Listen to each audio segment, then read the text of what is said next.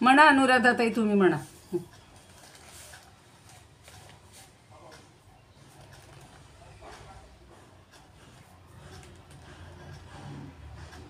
अलंकापुरी पुण्यभूमी पवित्र, तिथे नांदतो ज्ञान राजा सुपात्र. तया आठविता महापुण्यराशी, नमस्कार माझा सद्गुरु ज्ञानेश्वरासी. नमोऽनंताय शुद्धाय कूटस्थायात्मने नमः. प्रेमांबुधिविहाराय ज्ञानराजाय ते नमः. माधुर्यरसकल्लोला शिवशक्तिस्वरूपिणी, अमृतानुभवार्थाय वन्दे ज्ञानेशनन्दिनीं. माता यस्य तपस्विनी च जनको, वैराग्यरागान्वित भ्रातारो गुरुणा निवृत्तिसहिता, निर्वृत्तिका संस्थिताः. इत्थं साधुकृपान्वितं स्वयमहो ज्ञानामृतेनावृतं, वन्दे तं करुणाकरं प्रभुवरं श्रीसन्तज्ञानेश्वरं. श्रीसन्तज्ञानेश्वरं 65 हरिपाठकौ च सुलभौ, सुज्ञाय चाज्ञाय च. गाथा स्वानुभवामृते रसयुते, भक्ताय मुक्ताय च. सर्वेषांच हिताय येन ग्रथितं, ज्ञानं तु गीतामृतं. वन्दे तं करुणाकरं प्रभुवरं श्रीसन्तज्ञानेश्वरं. श्रीसन्तज्ञानेश्वरम्. अलङ्कापुरी रम्यसिंहासनस्थं, पदाभोजतेजस्फुरद्दिक्प्रदेशं. विधीन्द्रादिदैवः सदा स्तूयमानं, समाधिस्थमूर्तिं भजे ज्ञानदेवं. समाधिस्थमूर्तिं भजे ज्ञानदेवं. मुदा यस्य वक्त्राच्छ्रुतिं पाठयन्तं, प्रतिष्ठाय कुर्यात् सुधिसङ्गमेव्यं. सङ्गसेव्यं चतुर्वेदतन्त्रेतिहासादिपूर्वं, चतुर्वेदतन्त्रेतिहासादिपूर्णं. समाधिस्थमूर्तिं भजे ज्ञानदेवं. समाधिस्थमूर्तिं भजे ज्ञानदेवं. सदा पंढरीनाथ पादाब्जवृन्दं, निवृत्तेश्वरानुग्रहात् प्राप्य तत्त्वं. महेन्द्रायणी तीरभूमौ वसन्तं, समाधिस्थमूर्तिं भजे ज्ञानदेवं. समाधिस्थमूर्तिं भजे ज्ञानदेवं. समाधिस्थमूर्तिं भजे ज्ञानदेवं. ज्ञानेशोऽनुभवामृतं व्यरचयत्, ज्ञानेश्वरं पूजये. ज्ञानेशेन निरूपिता सुमधुरं, गीता नमो ज्ञानिने. ज्ञानेशात् परमार्थवित् सुचरितं, ज्ञानेश्वरस्याद्भुतं. ज्ञानेशे लघुजीविते गुणगणो, ज्ञानेश्वरत्वं कृती. ज्ञानेश्वरत्वकृती. ज्ञानेश्वर महाराज की जय. पंढरीनाथ भगवान की जय. जय तू श्रीकृष्ण, जय तू ज्ञानेश्वर. काल आपण 10 आणि 11 या 2 ओव्या घेतल्या होत्या. त्याची पुनरावृत्ती कोणी करणार आहे का? आणि पहिल्या 7व्या ओवीबद्दल कोणीतरी बोलणार होतं. आज 2 संतांची हे आहे पुण्यतिथी म्हटलेलं आहे. एक संत नामदेव महाराज, त्यांची संजीवन समाधीचा दिवस आहे आजचा. आणि पितांबर महाराज म्हणून आहेत, त्यांची पुण्यतिथी आहे. त्याचप्रमाणे काही जणांनी आज कल्याणांची पण जन्मतिथी किंवा पुण्यतिथी म्हटलेलं आहे. आपण सर्व संतांना वंदन करूया. मुख्य म्हणजे आज काल एकादशी झाली, आज द्वादशी आहे, प्रदोष पण आहे. तर भगवान पांडुरंगांना वंदन, ज्ञानदेव निवृत्तीनाथांना वंदन. आणि आज शिवाची पण स्तुती खरं करायला पाहिजे आहे. शिवालाही वंदन. प्रदोष आहे. सर्व श्रोते जगदीश मूर्ती आपल्या हृदयस्थ परमात्म्याला वंदन करूया आणि आजच्या निरूपणाला आणि आपल्या वर्गाला प्रारंभ करूया. हां, कोण म्हणणार आहेत आता? म्हणा अनुराधाताई. हा म्हणते. हां अविद्येचे काळोखे. हां अविद्येचे काळोखे. हां आता त्याही 10वीच वाचणार आहेत, तुम्ही पण 10वी वाचा, त्यांची झाल्यावर वाचा आता. ठीक आहे, वाचा. अविद्येचे काळोखे ही स्वबोध सुदीन फाके शीतलते प्रसादके जयासेनी. ज्ञानेश्वर महाराज या ओळीमध्ये सांगतात की आपल्या आयुष्याला सद्गुरूच्या कृपेमुळे आपल्या आयुष्यात नवीन सूर्योदय प्राप्त होतो आणि त्याची शीतलता, त्या प्रकाशाची किरण आपल्या आयुष्यात उबदारपणे पसरतात आणि अविद्येची काळोख रात्र कायमची संपते आणि आपल्याला नवीन सुदीन म्हणजे नवीन दिवस उगवला असं वाटतो आणि ब्रह्मबोधाची पहाट आपल्याला पाहायला मिळते. संपूर्ण अज्ञानी काळोख लुप्त होतो आणि आपल्याला आपल्या जीवनात ज्ञान प्राप्त होते. ज्ञानदेव या निमित्ताने संपूर्ण सत्य सांगतात की अविद्याची रात्र आपण खेळताळत असताना आत्मज्ञानाचा रूढेच आपल्या पाशी असतो.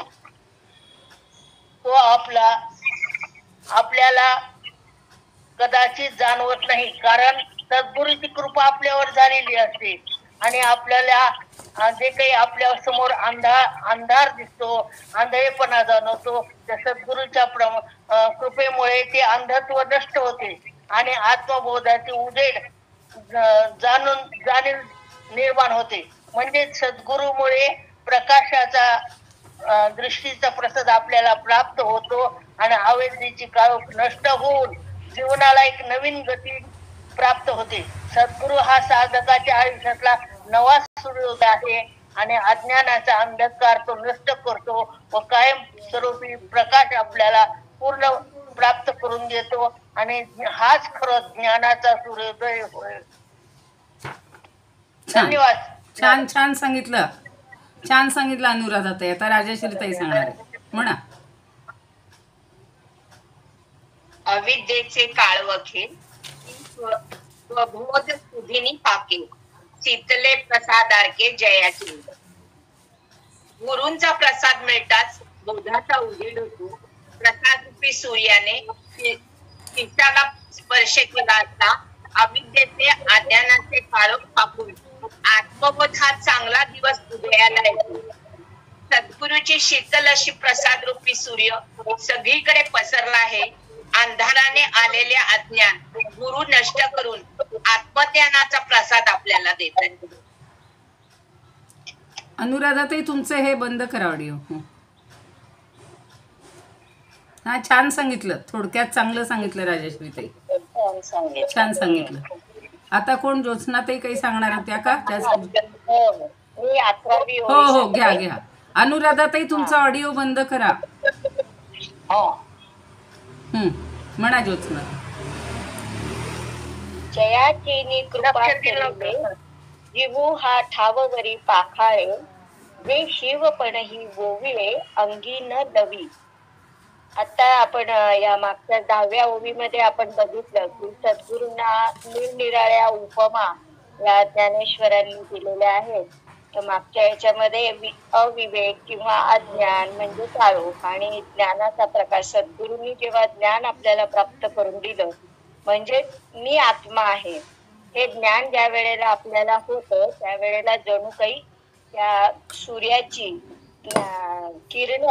किरणांमध्ये आपण न्हावून निघतो असं सांगितलं. त्याचप्रमाणे या ओवीमध्ये सुद्धा त्यांनी कृपा सलिल म्हणजे पाणी, तर जणू काही ह्या त्यांची कृपेच्या जलामध्ये हा सत्य किंवा जीवात्मा न्हावून निघतो. म्हणजेच काय, त्याला मी ब्रह्म आहे याची प्रचिती येते आणि तो त्याचा एक देह त्याचा किंवा त्याचं मन इतकं शुद्ध होतं की तो जो शिव आहे म्हणजे जीवू हा ठाववरी पाखाळे, त्याच्यानंतर शिवपणही ओवाळे. तो शुद्ध झाल्यानंतर तो शिव सुद्धा त्याला ओळा वाटायला लागतो, इतका तो पवित्र होऊन जातो. खूप छान सांगितलं, थोडक्यात छान सांगितलं, खूप छान सांगितलं. आता पहिल्यातली कोण सांगणार होते आज? काल कोणतरी म्हणले होते आम्ही 7वी किंवा 8वी जी राहिली आहे ती आता. ताई 7वी आहे. हां घ्या 7वी. हां. आपुले अंगी संसारा देखिलिये चराचरा परी देवी तिची तिसरा झोप लागो. हे प्रकृती पुरुष आपल्या स्वरूपाचे ठिकाणी चराचरात्मक जग दाखवित असले तरी आपल्या अंगाला तिसरेपणाचा स्पर्श होऊ देत नाहीत. जग निर्माण करून देखील दोनपणास कायम राहतो. विश्वव्यापी बाळ झाले तरी हे विश्व आपल्याहून वेगळे आहे असा विचार सुद्धा त्यांच्या मनाला स्पर्श करीत नाही. आपल्या अभिन्नत्वाला ते विलंब देत नाही. हे विश्व म्हणजे दृश्य स्वरूपात वावरणारा शिवशक्तीचा खेळ आहे आणि महत्वाचे म्हणजे तो स्वतंत्र अस्तित्वाने न नांदता या शिवशक्तीचा आविष्कार म्हणून विस्तारत राहतो. त्या मायबापाचं अस्तित्व आपल्या लीलांनी प्रगट करीत राहतो. धन्यवाद. छान. कोण सुमनताई बोलल्या का? नाही उर्मिला पाटील. उर्मिला पाटील. हां नाही इथं येत नाही ना तुमचं नाव आलेलं नाही म्हणून. ठीक आहे नुसतं येले ते. चालेल चालेल ठीक आहे चालेल. छान सांगितलं. प्रत्येकाने असाच थोडा प्रयत्न करा. म्हणजे पूर्वीच्या 7पर्यंत आलेल्या आहेत. आता उद्या 8वी ओवी कोण म्हणणार आहे आधी सांगून ठेवा आणि आजच्या ज्या होतील त्या मग ठरवूया आपण. 11पर्यंत झाल्या होत्या सगळ्यांना. आता थोडी थोडी गोडी लागायला लागलेली आहे. तुम्ही स्वतः अभ्यास केला की त्याच्यात जास्त आनंद मिळतो असं आपल्या लक्षात आलं असेल. आता 12वी ओवी घेते कारण आता काही पुनरावृत्ती करण्याची गरज नाही. राखो जाता शिष्या ते गुरुपणही धाडिले थिते तरी गुरु गौरव जया ते सांडीची ना. पुन्हा एकदा म्हणते एक हो. राखी जाता शिष्या ते राखो जाता शिष्या ते गुरुपणही धाडिले थिते गुरुपणही धाडिले थिते तरी गुरु गौरव जया ते तरी गुरु गौरव जया ते सांडीची ना सांडीची ना. राखो जाता शिष्या ते गुरुपणही धाडिले थिते तरी गुरु गौरव जया ते सांडीची ना. माझ्या मागोमाग आपल्या आपल्या घरात म्हणत राहा तुम्ही. म्हणजे ह्या ओव्या म्हणायची पण तुम्हाला प्रॅक्टिस होईल. आता राखो जाता. राखो जाता म्हणजे या संसार समुद्रातून पार करताना रक्षण करताना असा अगदी शब्दशः अर्थ तिथं घेतलेला नाही आहे. मग काय होतं तर गुरुपणही धाडिले थिते. थिते म्हणजे खोटं किंवा कमी आणि गौरव म्हणजे मोठेपण. तो पुढच्या ह्याच्यात आहे. म्हणजे गुरु ज्या वेळेला शिष्याला ज्ञान देतोय त्यावेळेला गुरुपण हे थिटं पडते किंवा कमी पडते. कमी होतं म्हणजे संपून जातं. पण गुरु गौरव जो आहे गुरुपण आणि गुरु गौरव ह्याच्यातला फरक लक्षात ठेवायचा आहे. गुरुपण म्हणजे गुरुजवळ असलेलं जे गुरुत्व आहे ते आणि गुरूंचा जो गौरव आहे मोठेपणा आहे तरी म्हणजे तरीसुद्धा गुरु गौरव म्हणजे गुरूंचं थोरपण जे आहे मोठेपण जे आहे जया ते म्हणजे ज्याच्या ठिकाणी सांडीची ना ते सांडलं जात नाही. म्हणजे ते कमी होत नाही. म्हणजे शिष्याला ज्ञान देता देता राखो जाता शिष्या ते शिष्याला हे सगळं ज्ञान देत असताना किंवा या संसार सागरातून त्याला पार करत असताना गुरुपणही धाडिले थिते. त्याच्या ठिकाणी जे गुरुपण आहे ते तो हरवून जातो. थिते म्हणजे ते संपून जातं. गुरुपण संपतं. तो गुरु म्हणून तिथे उरतच नाही. शिष्यच आता गुरु झालेला आहे. पण तरीसुद्धा त्याच्याकडं जे गौरव जो आहे किंवा त्याच्याकडं मोठेपण जे आहे ते मात्र त्याला कधीही सोडून जात नाही. म्हणजे गुरुपद जरी त्या शिष्याला प्राप्त होत असेल आता त्याच्यावरनं आपण एखादी कथा घेऊ जमली तर. म्हणजे सद्गुरूनं काय केलेलं आहे तर आपल्या सत्शिष्याला कृतार्थ केलेलं आहे. आत्मज्ञान दिलं म्हणजे दोघं एकरूपच झालेले आहेत. त्वम एव अहम तू म्हणजेच मी आहे किंवा सोहम सहा अहम ते परमात्म तत्व म्हणजे मी आहे अशी दोघांनाही अनुभूती आलेली आहे. त्यामुळे आता गुरु काही वेगळा राहिला नाही. म्हणून तिथं म्हणले की गुरुपणही धाडिले थिते, म्हणजे त्याच्याजवळचं जे गुरुपण आहे ते आता तिथं संपलं किंवा नष्ट झालं. पण तरीसुद्धा त्याचा जो गौरव आहे, गुरुचा गौरव आहे, तो कधी संपत नाही किंवा तो टाकून दिला जात नाही. शेवटी गुरूंबद्दल शिष्याच्या मनामध्ये आस्था ही कायम राहते. आता हा भेद जरी संपलेला असला तरी गुरूंनीच आपल्याला ह्या, आत्ताच बघा त्या शैलाताईंनी खूप सांगितलं की साधना कशी करायची, दोघांमधला भेद कसा कमी करायचा, आपण विश्वामध्येच सतत परमात्म तत्व कसं पाहायचं, हे पाहता पाहता एकदम आपली हे बदलून जाते, मती किंवा बुद्धी किंवा सगळीच आपली अवस्था पालटून जाते. तसं या सद्गुरूनंच आपल्या सत्शिष्याला कृतार्थ केल्यानंतर, त्याला सगळं दिल्यानंतर, त्याला या संसार सागरातून पार केल्यानंतर तो सत्शिष्यच काय होतो, गुरुपदाला प्राप्त होतो. म्हणून गुरुपणही धाडिले थिते, म्हणजे त्याला जणू काही त्यानं गुरुपण दिलेलं आहे. आणि त्यामुळं काय झालं, शिष्य संबंधानं गुरुकडं आलेला जो गुरुपणा आहे तो आता उरत नाही. म्हणजे आता तो शिष्य वेगळा आणि गुरु हा वेगळा असं राहत नाही. कारण गुरु हे नाव तसं शिष्यामुळं सापेक्ष आहे. शिष्य असेल तर त्याला गुरु म्हटलं जातं. आता शिष्यच जर ज्ञानी झाला तर त्याच्यात काही आणि याच्यामध्ये भेद राहिला का, नाही. म्हणजे तो शिष्य गुरुने केलेल्या स्वात्मबोधाने किंवा आत्मबोधाने कृतार्थ झाला की त्याच्या ठिकाणचं शिष्यत्व गेलं आणि तो स्वतः गुरु झाला. आता ही प्रक्रिया नाही आपल्या लक्षात येणार, कारण आपण अजून तसे शिष्यच आहोत, आपण समजून घेतो आहोत. आता आपण ज्ञानदेवांचंच उदाहरण घेऊया की ज्या वेळेला निवृत्तीनाथांनी त्यांना दीक्षा दिलेली आहे, त्यांना सगळं सांगितलेलं आहे आणि त्यामुळं त्या दोघांमध्ये तसा भेद राहिलेला नाही. पण ते मात्र त्यांना गुरुपद मनामध्ये त्यांच्याबद्दल पावित्र्य किंवा जे श्रद्धा आदरभाव हा त्यांच्याजवळ आहेच, पण तो त्यांनी अनुभवला आहे. त्यामुळे ते म्हणत आहेत की आता गुरु तसा गुरु वेगळा राहत नाही. जोपर्यंत शिष्य आहे तोपर्यंत गुरु आहे. आत्ता बघा, आता आमचे व्यवहारातले म्हणजे हे आत्मगुरू किंवा अध्यात्मातले गुरु आपण बाजूला ठेवू. तुमच्यापैकी पण खूप जणांनी ज्ञानदान केलेलं आहे, शिकवण्याचं काम केलेलं आहे.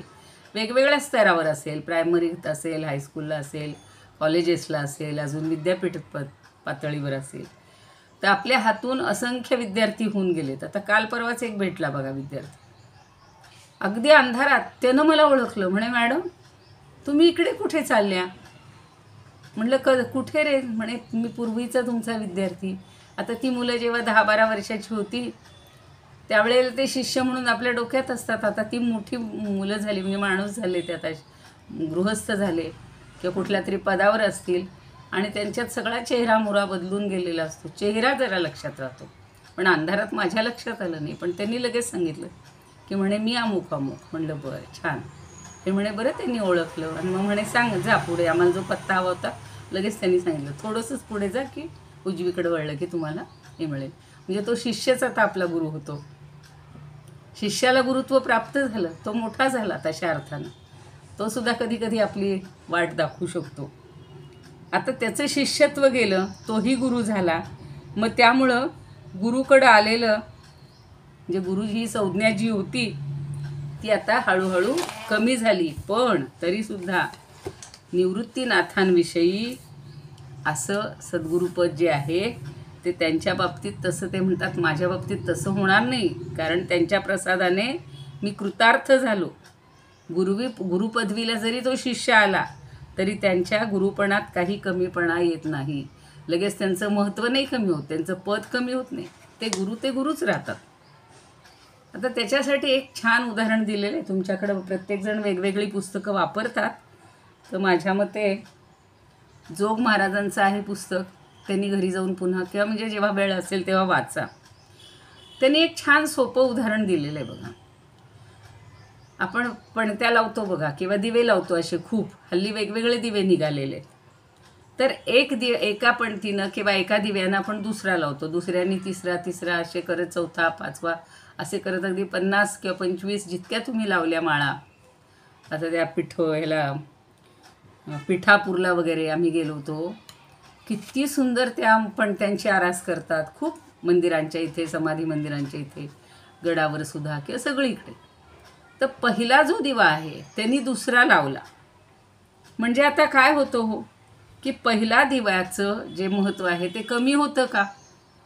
त्यांनी दुसरा प्रज्वलित झाला, पण त्या पहिल्या दिव्याच्या अंगी जो दिवेपण आहे तो कधीच कमी होत नाही. हे उदाहरण लक्षात ठेवायचं. तसं गुरुनी जरी नवीन शिष्याला गुरुत्व दिलं असेल, त्याला आत्मज्ञान दिल्यामुळं तोही मोठा झाला असेल, तरी गुरुचं गुरुत्व किंवा त्याच्याजवळचे जे थोरपण आहे ते कधीही कमी होणार नाही. म्हणून ते म्हणतायत, ज्ञानदेव म्हणतायत की आमच्या निवृत्तीनाथांनी हजारो शिष्य केले असतील, हजारो शिष्यांना आपलं गुरुत्व त्यांनी जरी दिलं असलं तरी त्यांच्या ठिकाणचा जो स्वभावसिद्ध असणारा गुरुत्वाचा भाग आहे किंवा गुरुपणा आहे, थोरपणा आहे, तो मुळीच कमी होणार नाही. खूप छान असं हे उदाहरण आहे. आणि आज आता बघा, नामदेवांची पण समाधी मंदिर आहे किंवा समाधीचा दिवस आहे, प्रदोष पण आहे. काहींनी कल्याणांचंही सांगितलेलं आहे. कल्याणांचं त्या दिवशी मी गुरुपौर्णिमे दिवशी सांगितलं होतं, पण कल्याणांच्या बऱ्याच कथा आहेत की गुरूंबद्दल त्यांची किती आस्था असायची. जे म्हणतील ते, स्वतःच्या देहाकडं, स्वतःच्या जीवाचा त्यांनी कधीच विचार केला नाही. इतर शिष्यांना समर्थांनी एकदा रात्रीच्या वेळेला सांगितलं की अरे म्हणे पानं संपलेली आहेत आणि त्यांना तो कफाचा त्रास व्हायचा, तर पानं घेऊन या. कथा माहिती असेल सगळ्यांना, मी अगदी थोडक्यात सांगते. तर ते म्हणतात की म्हणे आता रात्र झाली, आता कसं काय जाणार? म्हणे डब्यात असेल ना. नाही, ते म्हणे डब्यातली पानं संपलेली आहेत. मग ते कल्याणाला हाक मारतात. कल्याण ताडकन उठतो आणि तसाच त्या, आता पूर्वीच्या काळी घनदाट झाडी असायची, ते पानाचे वेल कुठं लांब असतील तिथंपर्यंत तो गेलेला आणि गेल्यानंतर त्याला सर्पदंश झाले, तो तिथेच पडला. पण त्याची जी आंतरिक हे असेल, किंकाळी असेल किंवा व्यथा असेल, ती सद्गुरूंना कळली आणि ते तिथपर्यंत गेलेले आहेत. गेल्यानंतर त्यांनी अर्थातच त्यांच्या साधनेनं त्याला याच्यातलं जल शिंपडलेलं आहे आणि तो लगेच बरा झाला. त्याला ते घेऊन आले. म्हणजे त्यांनी, या पूर्वीच्या शिष्यांनी आपल्या कधीही जीवाचा किंवा आपल्या देहाचा कधी विचार केलेला नाही. आता नामदेवांचंही तुम्हाला माहिती आहे की नामदेवसुद्धा गुरु नसल्यामुळे त्यांना साक्षात परमात्माच भेटलेला आहे. वयवर्ष 7-8व्या वर्षीच भगवंतांनी त्याच्या हातनं येऊन जेवण घेतलेलं आहे. भगवंतांनी त्याला जेवू घातलेलं आहे. कारण तो जेव्हा म्हणतो की तुम्ही जर जेवला नाहीत तर माझे आई बाबा मला बोलतील आणि म्हणून मी डोकं आपटून माझा प्राण देईन, डोकं आपटून घेईन. तेव्हा काही प्राण देणं वगैरे त्याला कळत नव्हतं. पण त्यानं इतक्या वेळा डोकं आपटलं की तो भगवंत साक्षात तिथं आलेला होता. म्हणजे तिथे भगवंत हाच त्याचा त्या ठिकाणी जरी खूप वेळेला सहाय्य करता किंवा गुरु झालेला असलं तरी ज्या वेळेला त्या गोरा कुंभारांच्या घरी सगळे संत जमले आणि सहज गमतीनं ती जी थापी मारून प्रत्येकाची, जसं मडकं पक्का आहे का बघितलं जातं, तसं याच्यावर जेव्हा थाप मारली तेव्हा ह्याच्यातनं आवाज आला खणखणीत आणि ते नाही, आवाज आला नाही तर ते कच्चं आहे असं झालं होतं. म्हणून मुक्ताबाई म्हणते की याचं मडकं जरा कच्चं आहे, याला गुरूंकडे जायची गरज आहे. त्याला तो अपमान वाटतो, पण भगवंत स्वतः त्याला सांगतात की तुला गुरु मिळायलाच पाहिजे. आणि म्हणून तो जातोय त्या विसोबा खेचरांकडे जातोय. खेचरांनी आपल्याला माहिती आहे की त्या पिंडीवर पाय ठेवून मुद्दाम झोपलेले असतात आणि हा म्हणतो की काय रे म्हाताऱ्या, तुला कळत नाही का? आता त्याला त्यावेळेला माहिती नाही तेच ते विसोबा आहेत म्हणून. आणि ते म्हणतात ठेव बाबा, माझ्या ताकद नाही आहे, तू बाजूला ठेव. तो जिथे जिथे पाय ठेवतो तिथे तिथे महादेवाची पिंड तयार होते. याचाच अर्थ काय झाला की सगळीकडे भगवंत भरून राहिलेला आहे. हे एका कृतीतून त्याला ज्ञान झालं. आत्मज्ञान व्हायला गुरूंनी एका क्षणात दिलं आणि मग त्याला लक्षात आलं की हेच आपले गुरु आहेत, मला दुसरीकडे जायचीच गरज नाही. मग आता गुरूंचं मोठेपण कमी झालं का? त्यांनी पाय त्याच्यावर ठेवले म्हणून. अशा प्रकारे पूर्वीच्या काळी ज्ञान देण्याची पद्धत होती. आता हे काही सगळेजण असं करतात असं नाही आहे, पण ते तिथं त्याच्या बाबतीत तसं घडलेलं होतं. म्हणून गुरूंचा मोठेपणा कधीच कमी होणार नाही. निवृत्तींनी असंख्य शिष्यांना सगळं ज्ञान दिलं ते मोठे झाले, शिष्य मोठे झाले, शिष्य गुरु झाले. आता त्यांची परंपरा मोठी आहे ना, नाथ परंपरा. खूप त्यांची पुढची परंपरा सगळे आपण पहिल्यांदा ते गीत म्हणत होतो, आता पुन्हा एकदा कधीतरी म्हणूया. तर त्याच्यामुळं गुरु हा गुरुच राहतो, पण शिष्यसुद्धा गुरु होतो. म्हणजे त्या दोघांमध्ये अभेद होऊन जातो. अनुभवामृतामध्ये गिरवाण अनुभव घेऊ अगोदर. रक्ष्यमाणे स्वये स्वके शिष्ये गुरुत्वम हारितम स्थितम. बघा, रक्ष्यमाणे स्वके शिष्ये, स्वके म्हणजे स्वतःच्या, शिष्य म्हणजे शिष्याला, त्याचं रक्षण करताना गुरुत्वम हारितम स्थितम, त्याचं गुरुत्व हे हरण केलं गेलं.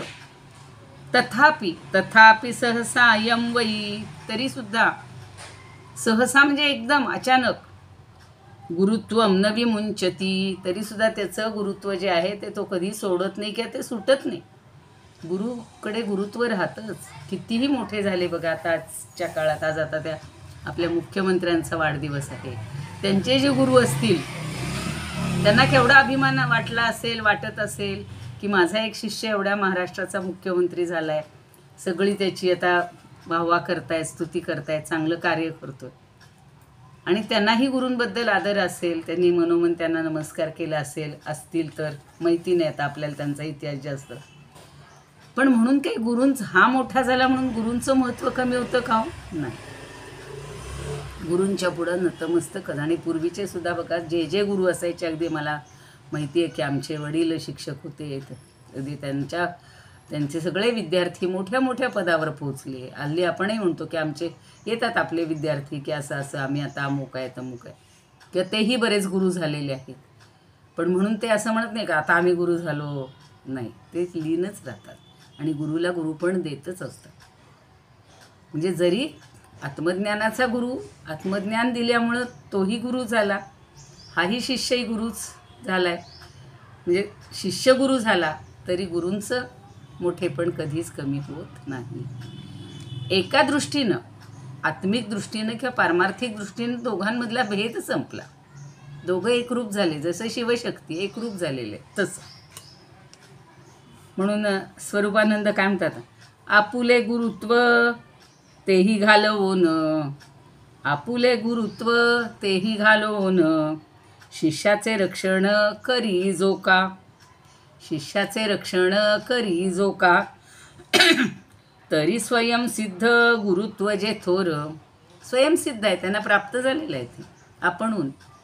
तरी स्वयंसिद्ध गुरुत्व जे थोर, सोडीना साचार जयासी ते, सोडीना साचार जयासी ते. तरीसुद्धा ते गुरुत्व त्याचं कोणीही सोडू शकत नाही. साचार म्हणजे एखादी गोष्ट साकार तशी साचार हा शब्द, आचरणासह त्याचं जे गुरुत्व आहे ते कधीही सुटत नाही. आता डॉक्टर V.A. कुलकर्णी नेहमी सांगतात सोपं की शिष्याचं रक्षण करण्यासाठी असलेलं स्थिते म्हणजे स्थिते असलेलं गुरुपण सुद्धा तो बाहेर घालवतो किंवा विसरतो. मीपणा संपलेला आहे, त्यामुळे मी गुरु आहे हा शिष्य ही भावनाच त्याच्याजवळ राहत नाही. तरीसुद्धा गुरु गौरव जो आहे, गुरुबद्दलची श्रेष्ठता आहे, ती कधीही त्याला सोडून जात नाही. आता श्रेष्ठ गुरु काय करत असतो, शिष्यासाठी आणि शिष्यासमोर आपलं गुरुपण विसरतो. तो पूर्ण स्वतःला विसरलेला असतो, अहमपणा गेलेला असतो. अतिशय साधेपणानं वावरतात बघा. आमच्यासुद्धा आयुष्यात जे जे गुरु आलेले आहेत ना, त्यांची म्हणजे विनोबा भावे म्हणायचे की सगळे जे सांगतात की साधी राहणी आणि उच्च विचारसरणी, अशी त्या गुरूंची असायची. खूप टापटिपीत राहायला पाहिजे, अगदी इस्त्रीचेच कपडे असलं काही नसायचं. धूत वस्त्र, साधे पांढरे शुभ्र कपडे असतील आणि टोपी असेल, ते असे साधे गुरु असायचे पूर्वी आपले शिक्षक. अजूनही काही शाळांमध्ये तसे असतात. आता जरा आली पॅन्ट शर्ट घालायची पाहिजे. त्या कपड्याचा मला हे नाही आहे, पण मुळात सांगतात की गुरु हे साधे असतात अगदी, पण त्यांचं मोठेपण कधी कमी होत नाही. आणि शिष्याच्या उद्धाराची फक्त तळमळ लागलेली असते. किती तळमळ असते. परवा ज्या दिवशी सांगितलं होतं एक दिवशी की तो विद्यार्थी अगदी उन्हाळ होता, त्रास देत होता. सगळ्या शाळेचा तो एक म्हणजे असा त्रासदायक एक व्यक्तिमत्व होतं. आणि हे प्रिन्सिपल के हेडमास्तर म्हणतात, कशाला तुम्ही त्याच्या नादी लागता, त्याला सोडून द्या. नाही, गुरु काय करतात, मला उलट हे चॅलेंज आहे म्हणतात आणि त्याच्यासाठी ते लीन होतात. त्याला सुधारून मग सगळ्या शाळेला मोठेपणा मिळतो. तोच विद्यार्थी केवढा मोठा होतो आणि नंतर येतो शाळेमध्ये. असे खूप विद्यार्थी घडलेले असतात, कॉलेजमध्येही घडतात. आता बघा, आमचा एक तर विद्यार्थी आहे म्हणजे कॉलेजचा, आणि त्यांनी परदेशात आहेत, तर कितीतरी 60 लाख 70 लाखाची देणगी दिली, जास्तच. आणि त्याच्यातून अनेक विद्यार्थी आता परदेशात आमचे शिकण्यासाठी त्यांच्या त्या स्कॉलरशिपवर किंवा विद्याधन कलश योजना म्हणलेली आहे त्याच्या ह्याच्यावर जाऊ शकतात. म्हणजे असेही विद्यार्थी होतात की जे आपल्या संस्थेची, आपल्या त्या कॉलेजची सगळी जाण ठेवतात आणि मोठेपण तेही विसरून गेलेले असतात. नाही तर लोक म्हणजे मोठे झालो आता मी म्हणजे जगातला पहिल्या नंबरचा अगदी हे आहे म्हणल्यानंतर उद्योजक म्हणून त्यांनी खाली लेखायचं आणि गुरूंकडे, असं कधीच होत नाही. जे खरे असतात तर ते जगन्मान्यही होतात, त्यांची श्रेष्ठताही मोठी असते, पण गुरूंचीही श्रेष्ठता कमी होत नाही. डॉक्टर मानसी म्हणतात, त्या सद्गुरूंचं मोठेपण म्हणजे शिष्याला स्वरूप बोध करणं. स्वरूपाचा बोध करून देतात, बाकी किती देतील हो. नाही तर हल्ली कसे आताचे वर्ग कसे आहेत बघा, उद्योजक व्हा, अमकं करा, पैसे मिळवा, लाख मिळवा, 2 लाख मिळवा किंवा हजारांनी मिळवा. आता मग अशीच एक कथा छोटीशी आली की अमुक हे केलं की तुला 5,000चे 50,000 मिळणार, आणि म्हणून तो मुलगा आईचे पैसे चोरून नेतो. आई म्हणती, नको, मला तुझे 50,000ही नको, काही नको. एकदा तुला अशी सवय लागली आणि तू त्या सट्टेबाजी किंवा असे काहीतरी कशात तरी पैसे गुंतवायला लागलास आणि पैसे, मला तुझा असा पैसा नको, आपण गरीब असलो तरी चाल. आणि मग तो ते 5चे 50,000 मिळालेले एका अनाथाश्रमाला देऊन टाकतो किंवा गायींचं जे हे असतं त्या गायींच्या संस्थेला, संस्था गोसंरक्षण. आणि मग आई म्हणते की ठीक आहे, आता तो म्हणतो माझं चुकलं, मी पुन्हा असा कधी पैसा मिळवणार नाही. आई ही सुद्धा आपली गुरुच असते आणि आईचं गुरुपण कधीच कमी होत नाही. इथे मात्र गुरु शिष्य हे नातं जे सांगितलं आहे ते लक्षात घ्यायचं. त्यामुळं शिष्याला स्वरूपबोध देतात आणि जीवभावातून तरवतात. जीवभाव सतत आपल्या मनामध्ये मीपणा जो असतो तर त्याच्यातूनही ते तारतात आणि गुरु शिष्यातील द्वंद्व जे आहे, अंतराय आहे, अडथळा जे आहेत ते सगळं सावरतात. म्हणजे गुरु आणि लघु, गुरु श्रेष्ठ शिष्य कनिष्ठ हा भावच नाही आहे त्यांच्या ठिकाणी. आणि तो नष्ट झाला की मग गुरुगौरव हा शिल्लक राहतो. कुठल्याही बाबतीत गुरुच असं नाही हो, स्वामी आणि हे जो सेवक असतो इथे सुद्धा श्रेष्ठ कनिष्ठ भाव जर ठेवला नाही ना तर ती नाती जास्त जपली जातात, खूप कौतुकाची असतात. म्हणून सद्गुरूंचं मोठेपण म्हणजे शिष्याला हा स्वरूपबोध करून देणं आणि गुरु शिष्यातील अंतराय दूर करणं हा केल्यामुळं किंवा तो संपल्यामुळं लघु गुरु हा भाव मुळीच उरत नाही आणि गुरुगौरव मात्र कायम शिल्लक राहतो. आता वामनराव देशपांडेंनी सुद्धा खूप त्याच्यावर केलेलं आहे. काही जणांकडे आहेत ती पुस्तकं, खूप सुंदर असं त्यांनी सांगितलेलं आहे बघा. म्हणजे शिष्य हा मुक्त झाला, त्याच्या अंगामध्ये ब्रह्मचैतन्य सळसळायला लागलं की तो गौरव रूपातच शिल्लक राहतो. म्हणजे गुरु जो आहे त्याचा गौरव जास्त वाढतो. हल्लीच्या साध्या साध्या व्यवहारातल्या बघा, ज्या शाळेचे, ज्या शिक्षकांचे ते स्कॉलरशिपला किंवा आता ह्या ज्या सगळ्या याच्या टेस्ट आहेत याच्यामध्ये विद्यार्थी जास्त येतील त्या गुरुला गौरव जास्त मिळतो की नाही. विद्यार्थी मोठे झाले याचाच अर्थ गुरुला गौरव प्राप्त होतोच, हे व्यवहारातही दिसतंच. आता निवृत्ती दास हे ज्ञानदेवच म्हणजे ज्ञानदेव रूपानेच प्रगट झालेले आहेत. आणि निवृत्तीनाथ ज्ञानदेव ही गुरु शिष्यांची जोडी आपल्या डोळ्यासमोर कायम राहणार आहे. जसं समर्थ आणि कल्याण, समर्थांचे भरपूर शिष्य होते पण कल्याण हा अगदी महत्त्वाचा आहे. म्हणजे आकारातला सद्गुरू हा शिष्यप्रेमात इतका विरघळत जातो की तो निराकार होऊन जातो, उरतच नाही, त्याचा आकार उरतच नाही. आणि शिष्याला तेजपुंज आकार बनवतो तो. म्हणजे निराकार झालेला सद्गुरू पुन्हा गुरुच्या वैभवानं पुन्हा चमकायला लागतो. आणि हा विचार ज्ञानदेवांनी या प्रस्तुत ओवीतनं सांगितलेला आहे की गुरु इतका प्रेमामध्ये, शिष्याच्या प्रेमामध्ये विरघळून गेलेला असतो की तो स्वतःचं अस्तित्व विसरतो. खरंच मी पाहिलेले आहेत, म्हणजे आपण पाहतो आणि अनुभवतो. आमच्या कॉलेजमध्ये, विद्यापीठात सुद्धा अगदी खूप श्रेष्ठ प्रतीचे जे शिक्षक म्हणा, गुरुच म्हणायचे त्यांना कशाचंच भान नसतं, फक्त विद्यार्थ्याला घडवणं, त्याच्यामध्ये काही उणीव ठेवायची नाही. ही गुरुची खरी काय म्हणू आपण, म्हणजे त्याच्यातून त्याचं गुरुपण हे दिसलं पाहिजे, समजलं पाहिजे. शिष्य कसे आहेत याच्या, जसं मुलं कशी आहेत याच्यावरनं आईवडिलांची परीक्षा होते, तसं शिष्य कसे घडले त्याच्यावरून गुरूंची परीक्षा होते किंवा गुरूंचं श्रेष्ठत्व ठरत असतं.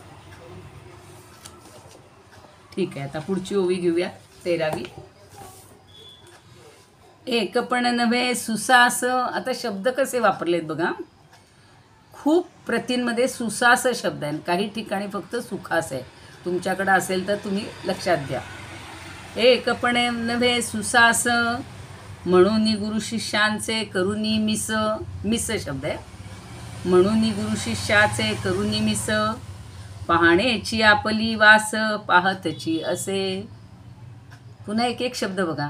एकपण नव्हे सुसास, एकपण नव्हे सुसास, म्हणून गुरु शिष्याचे करुनी मिस, म्हणून गुरु शिष्याचे करुनी मिस, पाहणेची आपली वास, पाहणेची आपली वास पाहतची असे, पाहतची असे.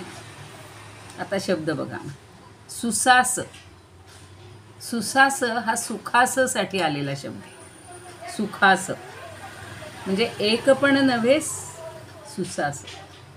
त्या दोघांमध्ये एकपण तर आहेच, पण ते सुसास नव्हे, म्हणजे सुखासाठी नाही आहे किंवा सुख म्हणून नाही. म्हणून गुरु शिष्याचे करुनी मिस. मिस म्हणजे मिश, म्हणजे निमित्त. म्हणून शब्द मराठीत वापरतो तोच आहे. म्हणून गुरु शिष्याचे करुनी मिश म्हणजे गुरु आणि शिष्य या द्वैताचं निमित्त करून, मिश करून, बहाणा करून, पाहणेची आपली वास. वास म्हणजे स्वतःची स्थिती. आपण निवास शब्द वापरतो किंवा काय, कुठे राहता, कुठे वास करता, तर वास म्हणजे आपलं जे राहणं आहे ते, स्वरूपाची स्थिती, त्याला वास शब्द वापरले. पाहणेची आपुली वास पाहतची असे. तर आपली जी स्थिती आहे, स्वरूप स्थिती आहे, तीच पाहायची आहे. पाहतची असे म्हणजे पाहतच आहे. म्हणजे अद्वैत हे सारखं सुखकारक वाटत नाही. इतकं छान सांगितलं बघा हे. आत्ता जसं त्या ताई सांगत होत्या की आणि आता सारखे ग्रंथ हे वाचतीये ना, तुम्ही वाचताच आहात. कधी कधी त्या द्वैतामध्ये सुद्धा थोडीशी गोडी असते, ते आता पुढं आपल्याला पाहायचं आहे. पण अद्वैत हे सारखं सुखकारक नाही. आता समर्थ सांगतात की एकांत धरावा, पण एकांतासाठी लोकांतही गरज आहे. म्हणजे लोकांमध्येही थोडंसं राहायला पाहिजे, तर आपल्याला एकांताची किंमत कळते. आपण जेव्हा 10 माणसात राहत होतो तेव्हा छान वाटत होतं. आता आपल्याला वाटतं जरा एकटं एकटं बरं आहे, शांतता मिळते. पण तो एकांतसुद्धा कधी कधी नकोसा वाटतो. म्हणून त्यांनी म्हणलेलं आहे एकपण नव्हे सुसास. कुणाला काही शंका आहे? हां बोला बोला. परत सांगा. परत हो सांगते सांगते सांगते सांगते पुन्हा सांगा. हो सांगते. एकपण नव्हे सुसास या ओळीचा पहिला अर्थ समजून घ्या. एकपण सुद्धा सतत सुख देणारं नसतं. नव्हे सुसास. सुसास म्हणजे सुखास, म्हणजे सुखासाठी नाही आहे. एकपण हे सुखास नाही आहे. अगदी सतत जर एकपणा म्हणजे अद्वैत जर अनुभवायचं ठरवलं तर माणसाला किंवा कुणालाही सुखकारक वाटत नाही. कळलं आता? त्याचं पुढं अजून स्पष्टीकरण सांगणार आहे सुमनताई. कळलं, कळलं. हां, पुढं काय म्हणलेलं आहे? म्हणूनही गुरु शिष्याचे करुनी मिश. मिश म्हणजे निमित्त. म्हणून गुरु वेगळा आणि शिष्य वेगळा असा आत्ता तात्पुरता आपल्याला दिसतोय. समजा तुम्ही ऐकता आहात, मी काही स्वतःला गुरु मानत नाही, पण जे काही सांगतेय म्हणजे आपल्या दोघांमध्ये भेद वाटतो. या निमित्तानं आपण वर्ग केला आहे, एकत्रित आलो आहे आणि आपण समजून घेतो आहे. तर म्हणूनही गुरु शिष्याचे करुनी मिश. मिश म्हणजे बहाणा किंवा निमित्त. मग गुरु आणि शिष्याचं निमित्त करून काय केलं आहे? पाहण्याची आपली वास. वास म्हणजे आपली स्वरूपस्थिती. मग आपली स्वरूपस्थिती किंवा आपलं जे आत्मतत्व आहे हे पाहण्यासाठी पाहतची असे, आपणच पाहायचे, आपणच आपली स्वरूपस्थिती पाहायची. पण त्याच्यासाठी गुरु शिष्याचं हे द्वैत निर्माण केलेलं आहे, निमित्त केलेलं आहे. आत्ता सुद्धा बघा एका ताईंनी खूप प्रश्न विचारला, किती वेळ त्या विचारतात, दर वेळेला विचारतात की आम्हाला गुरुच नाही आहे, मग आम्हाला मुक्ती नाहीच का मिळणार, आम्ही कसं करावं, आम्हाला गुरु मिळत नाही आहे. आता मला सांगा, अगदी सगळ्यांनाच आध्यात्मिक गुरु मिळतील का हो? मग त्यांना उद्धार होणार नाही का? ते अगदी शेवटच्या टप्प्यापर्यंत आले तरी निमित्त मात्र कोणतरी गुरु हवा आहे असं एक आपल्या अध्यात्मामध्ये मानलेलं आहे. म्हणजेच तो गुरु वेगळा आणि शिष्य वेगळा हे द्वैत झालं की नाही. पाहण्याची आपली वास, पण आपली ठिकाण, आपली वस्तुस्थिती, आपली स्वरूपस्थिती ही पाहण्यासाठी पाहतची असे. तर पाहतच राहतो, आपली स्वरूपस्थिती आपणच पाहत राहतो. आता म्हणजे काय ते समजून घ्या. म्हणजे अद्वैत सारखं माणसाला सुखकारक वाटत नाहीये, म्हणून गुरु शिष्याचं द्वैत निमित्त मात्र केले आणि आपणच केवळ आपल्याला पाहत असतो. आजपर्यंत होतो की नाही, माझ्या इथे माझं आत्मतत्व आहे, पण ते आजपर्यंत मला समजलेलं नाही. पण गुरु जेव्हा सांगतो की तेच तू आहेस आणि आपल्या मस्तकावर हात ठेवत असेल किंवा जे काही देत असेल ज्ञान, त्याच्यातून मला एकदम समजणार की माझ्याच ठिकाणी माझं स्वरूप आहे, हे मला आजपर्यंत कळलेलं नव्हतं. आणि मग मी त्या स्वरूपामध्ये स्थित होते किंवा होतो. म्हणजे आपणच आपल्याला पाहायला लागतो. आजपर्यंत आपण सगळं बाहेर बाहेर बाहेर फिरत राहिलो. म्हणून त्या सगळी जी गाणी आहेत ती मला फार आवडतात. म्हणजे ती 2-3 गाणी अगदी डोक्यातच आहेत बघा. शोधिसी मानवा राऊळी मंदिरी, नांदतो देव हा आपुल्या अंतरी. आता हे गाणं ऐकलं तरी आपल्या डोक्यात तो अंतरात आहे हे कळत नाही. पण गुरु जेव्हा भेटतो आणि पुन्हा पुन्हा सांगतो की अरे तुझ्याच ठिकाणी ते आत्मतत्व आहे, तुझं स्वरूप तुझ्याच ठिकाणी आहे, तू कुठे इकडे तिकडे जाऊच नको शोधायला. किंवा दुसरं तेच गाणं तसंच, कुठे शोधिसी रामेश्वरन, कुठे शोधिसी काशी, हृदयातील भगवंत राहिला हृदयातून उपाशी. म्हणजे आपल्याच हृदयात भगवंत आहे आणि आपण मात्र इकडं तिकडं फिरत बसतोय, ही तीर्थक्षेत्र करतोय, ती तीर्थक्षेत्र करतोय. हे सगळं गुरु आपल्याला सांगताय. मग सगळं बाह्य देखावा तुम्ही करा. हे गीत तर फार सुंदर आहे. कुठे शोधिसी, कुठे शोधिसी रामेश्वरन कुठे. मग त्यांनी सगळं सांगितलंय पुढं वर्णन. रुद्राक्षांच्या गळ्यात माळा, लाविलेस तू भस्म कपाळा, कधी घेऊनी नांगर हाती, पिकविलेस मातीतून मोती, हाय भाग्या भगवेने सुनी, घर संन्यासुनी जाशी. सगळे प्रयोग करत असतो आपण. कुणी म्हणतं कष्ट करा, आपल्या कर्मामध्येच भगवंत भेटेल म्हणून तो शेती करतोय, कुणी भस्म लावतोय, कुणी केशरी वस्त्र भगवे वस्त्र परिधान करेल, घरातून बाहेर जाईल, पण तरी भगवंत भेटत नाही. आणि मग कधीतरी तो गुरु भेटतो आणि तो सांगतो की अरे तो अंतरंगातच तुझ्या आहे आणि तो बघ, तू आत डोळे उघडून म्हणजे डोळे मिटून बघ किंवा अंतर्मुख होऊन बघ, तुला तो भगवंत भेटेल. आणि मग तो त्याला भेटत असतो. म्हणून इथे हे सगळं सांगितलं की म्हणूनही गुरु शिष्याचे करुनी मिस, हे गुरु शिष्याचं निमित्त केलेलं आहे. आणि मग पाहणे आपल्याच ठिकाणी, पाहणे आपली वास, आपल्याच ठिकाणी आपलं स्वरूप पाहायचे. आणि ते पाहतची असे तो पाहायला लागतो, मग आपल्याला दिसतो भगवंत. बघा, एखाद वेळेला अशी अनुभूती येईल, आली असेल, काही ठिकाणी आपल्याला आलेली समजतही नसेल. म्हणून गिरवाण अनुभवामृतात मध्ये काय म्हणतात, एकत्वेन सुखायातो गुरु शिष्यामिषेणच, एकत्वेन सुखायातो गुरु शिष्यामिषेणच, पश्यदेवात्मनो रूपं पश्यतीति द्विधा भवत्, पश्यदेवात्मनो रूपं पश्यतीति द्विधा भवत्. एकत्वेनं, खरं म्हणजे दोघांचं एकत्व पाहिजेल आहे, पण कधी कधी ते आवडत नाही माणसाला, एकत्व सारखं नको. म्हणून गुरु शिष्य हे जोडी वेगळी केलेली. आणि त्यांच्याकडे पाहता पाहताच स्वतःचं रूप त्याला पाहायला मिळालेलं आहे.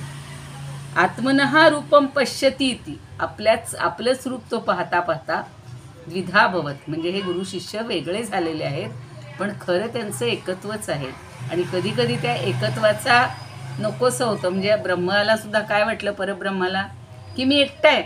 म्हणून त्याच्या मनात आलं मी बहुश्याम, मी भरपूर व्हावं. आणि स्वतःचंच त्यानं असं विस्तृत रूप केलेलं. म्हणून जग म्हणजे वेगळं नाहीच आहे, त्याच्यातच ते सगळं सामावलेलं आहे. म्हणजे दिसायला द्विधा आहे, पण मूळ एकच आहे. अमृतानुभवात काय म्हणतात स्वरूपानंद, अद्वैत तो मन, अद्वैती तो मन, रमेना म्हणून. हे सगळीकडे गुरु शिष्यपण दाखवूनी, अद्वैती तो मन, रमेना म्हणून गुरु शिष्यपण दाखवूनी. घेतसे दर्शन आपुले आपण, घेतसे दर्शन आपुले आपण, दृश्यद्रष्टेपण स्वीकारोनी, दृश्यद्रष्टेपण स्वीकारोनी. म्हणजे श्री निवृत्ती हे जे तत्व आहे हे एकटेपण आहे, पण कधी कधी ती अद्वैत स्थितीसुद्धा माणसाला बरी वाटत नाही. सगळ्या संतांनी मग स्वतःचाच फक्त उद्धार केला असता की नाही, पण सगळ्यांनी आपले शिष्य परिवार केला किंवा सगळे जगाला, सगळ्या समाजाला हे उद्धरण्यासाठी त्यांनी मग वेगवेगळी साधना केली किंवा त्यांच्यासाठी क्रमणा केली, भारत भ्रमण केलं, समर्थांनी केलं, ज्ञानदेवांनी केलं, नामदेवांनी केलं. आणि शेवटपर्यंत ह्या लोकांमध्ये जागरूकता निर्माण केलेली आहे. म्हणजे जरी एकपण चांगलं असलं तरी कधी कधी त्या एकपणाचाही तशा अर्थानं कंटाळा येतो. तसं सुख वाटेल. मला सांगा, फक्त माझा उद्धार, म्हणजे भगवद्गीता सांगते, उद्धरेत आत्मना आत्मानम नात्मानम अवसादयेत. मी माझाच उद्धार करायला पाहिजे. आत्मनाही आत्मनो बंधू, मीच माझ्या बरोबर आहे. प्रयत्न करण्याचं स्वतःच आहे. त्यामुळं आपणच प्रयत्न करून उच्च स्थानाला गेलो किंवा परमपदाला पोचलो की आपणच आपला बंधू आहे. आणि आपणच जर काय म्हणू व्यसनांच्या आधारी गेलो, वाईट लोकांच्या आहारी गेलो आणि आपल्या पायावर धोंडा उडून घेतला तर आपणच आपला शत्रू पण आहे. आत्मा हाच आपला आपणच आपला शत्रू आहे आणि आपणच आपला मित्र आहे, असं जे लक्षात येतं. त्याच्यासाठी मग या गुरु आणि शिष्याची द्वैत त्यांनी एक तात्पुरतं निर्माण झालेलं आहे. म्हणजे शिष्याला भेटण्याच्या उत्कंठेनं हे गुरु आता वाट बघतात. जसं गुरुला भेटण्याच्या उत्कंठेनं शिष्य बाहेर. आता गुरुचरित्रात तर किती वेळा किती शिष्यांनी गुरुच्या शोधात किंवा गुरु त्यांना, शिष्य असं नाही, सामान्य लोक आहेत बघा. अगदी कुष्ठ झालेला मनुष्य आहे, वैतागलेला असतो, वंध्या स्त्री आहे, 60व्या वर्षी तुला कंटाळा आला की एकटीच मी आहे, मला पुत्र नाही आहे. आणि मग गुरुंना ती व्यथा सांगते आणि गुरुमतीला काय सांगतात की काही नाही, तुझं सगळं वंध्यापण निघून जाईल. तू तुझ्या दारात गाय ही म्हैस आहे, तिचं मला हे घाल, दूध दे. ती म्हणते नाही ती वंध्याच आहे, तिला काही येत नाही. तर तिलासुद्धा त्यांनी प्रसव म्हणजे न प्रसव होता सुद्धा तिच्या स्तनातून दूध निघालेलं आहे. ही गुरूंची कृपा आहे. गुरुचरित्रात तर असंख्य उदाहरणं आहेत आपल्याला. तशी प्रत्येक ठिकाणी सुद्धा अशी उदाहरणं मिळतात. आणि मग स्वतःला मनुष्य पाहायला लागतो, किंवा तो जो शिष्य आहे तो स्वतःचं रूप निहाळतो, पाहतो. आता या काय म्हणतात,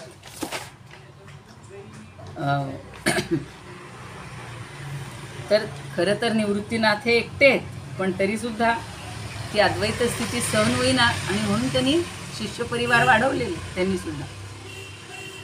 आता एकपणामध्ये भक्तीचा आनंद नाही का? बघा, वारकरी इतके लाखांनी जात आहेत, एकत्रित भजन करतायत, एकत्रित विठोबाचा सतत गजर करतायत. तोही एक आनंद वेगळा आहे. पण सगळे एकत्रित असतात. एकच आपला वेगळा सूर काढून नाही म्हणत रामकृष्ण हरी विठोबा रखमाई, सगळे एका सुरात म्हणत असतात. म्हणजे द्वैतामध्ये सुद्धा एकत्व आहे. मग ते गुरु शिष्य असू, वारकरी असू, किंवा कोणी कसेही असू. आणि म्हणून ज्ञानदेवांना सुद्धा हा गुरुशिष्य संबंध जो आहे त्याच्यातून त्यांना हे वेगळेपण जाणवले. म्हणजे एकट्यानं आनंद भोगता येत नाही. बघा तुम्ही, आम्ही सुद्धा आता व्यवहाराचा आणि जरी अध्यात्माचा थोडासा फरक असला तरी व्यवहारात सुद्धा आपलं तेच आहे की नाही. आज चांगला आनंदाचा दिवस आहे, सण आहे, आणि आपण घरात एकटेच आहोत. तसं वाटतं नाही, मग आपण काहीतरी छान पदार्थ करतो, 4 जणांना बोलावतो, देतो, वाढदिवस असेल, काही असेल, मग त्यात आनंद मिळतो. हे आपल्या व्यवहारातला झाला बा. पण ज्या वेळेला गुरु आहे त्यालासुद्धा असं वाटतं की मला शिष्य मिळायला पाहिजे, मग अनेक शिष्यांना मी हे ज्ञान दिलं पाहिजे. आणि म्हणून गुरु काय करतो, स्वतःचं अस्तित्व शिष्याच्या निमित्तानं विसरून जातो, स्वतःचं गुरुपण विसरून जातो, आणि आपला आनंद शिष्याला देतो.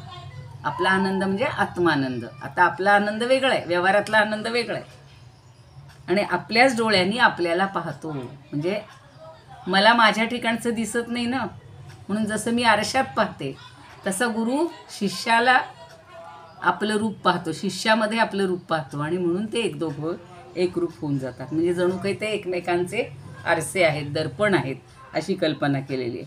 आणि मग अनंत प्रतिमा अशा पुन्हा तयार होतात. म्हणजे अनेक शिष्य तयार झालेत की अनेक प्रतिमा तयार होतात. तरीसुद्धा गुरु एकच असतो, त्याचं मोठेपण तसंच राहतं. कारणापुरतं द्वैत दिसत असलं तरी मुळात एकत्वच आहे, आणि एकत्वपणाचा कंटाळा आला म्हणून द्वैत आहे. तुम्ही म्हणाले हे सगळा गोंधळ वाटतोय, तसं नाही. समजून घ्यायचं की क्षणापुरतं ते द्वैत आहे, आणि एकदा ज्ञान झालं की अद्वैत आहे. पण सततही एकत्वाचा नको वाटतो, कंटाळा येतो, सहन होत नाही. म्हणून तो शिष्य ही निर्मिती करतो, शिष्याला भेटतो, किंवा शिष्य परिवार निर्माण करतो, असा आपला मी अर्थ घेते. चला, कुणाला प्रार्थना म्हणायची नाही तर मग मी पटकन म्हणून घेते. म्हणणार आहे कोणी? मी म्हणते ताई. म्हणा. हां, ज्योतिताई म्हणा. इदमुपकर्तुं भुवनमण्डलं समुदितमिव भास्करं सादरं वन्दे ज्ञानेश्वरं सादरं वन्दे ज्ञानेश्वरं. त्रिभुवनमाता भगवद्गीता लोकमङ्गला लोकविश्रुता लोकहितं सन्ततं ध्यायता येन ज्ञानेश्वरी विरचिता श्रुत्वा प्राकृतगिरं सादरं वन्दे ज्ञानेश्वरं सादरं वन्दे ज्ञानेश्वरं.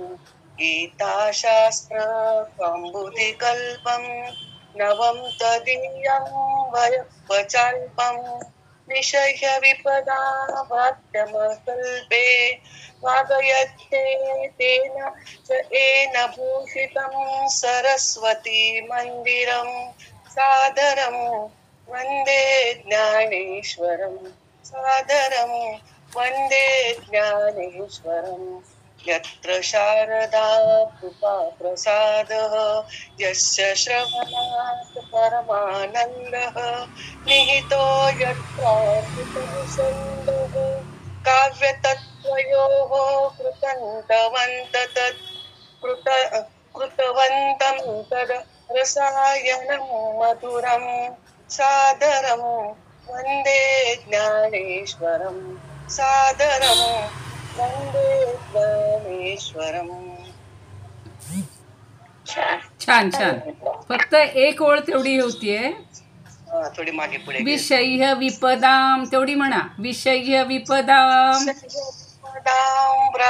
मनल्पम. तो अनुस्वार आहे माझं तिथे हे झालेलं आहे. व्रात्य मनल्पम. व्रात्य मनल्पम. हा बाकी बरोबर आहे. बाकी बरोबर आहे. ठीक आहे. आरती म्हणा. आरती म्हणून मी हो म्हणा म्हणा.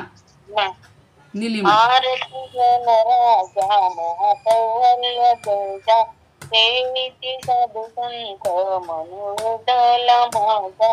आरती जनराजा लोपले ज्ञान जगी इतरेणाती कोणी अवतार अवतार. पांडुरंग नाव ठेविले ज्ञानी.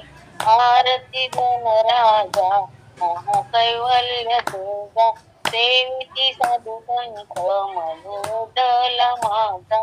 आरती जनराजा कनकाचे तट करी तुझ्या गोपिका नारी. नारद सुंदर गायन करी.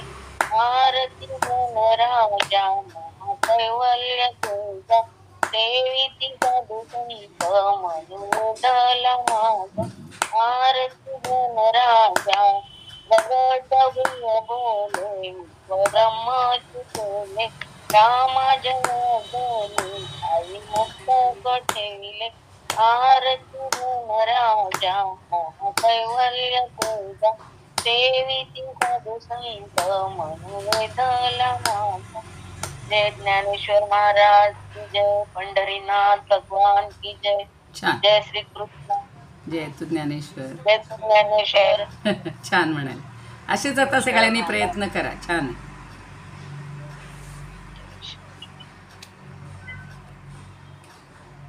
कुणाला काही शंका उद्याला कोण म्हणणार आहे ते आत्ताच ठरवून टाका. उद्या मी सातवी कोण कोण. हा हा 8वी घ्या आता. 8वी पहिल्यातली ना. आज 7वी झाली आहे. आज 7वी झाली आहे. आता उद्या 8वी घ्या तुम्ही. हा आणि आजच्या कोण घेणार आहेत. उर्मिला कुलकर्णी. हा ठीक आहे. मी आजची 12वी ओवी घेते. बर मग 11वी कोण घेणार. नाही 11 झाली आहे. 11 झाली. 13 कोण घेणार. मी घेतेच महाताई. चालेल चालेल ठीक आहे. उद्या घ्या मग. पटापट घ्यायचं म्हणजे आल्यावर कसं वेळ नाही घालवायचा.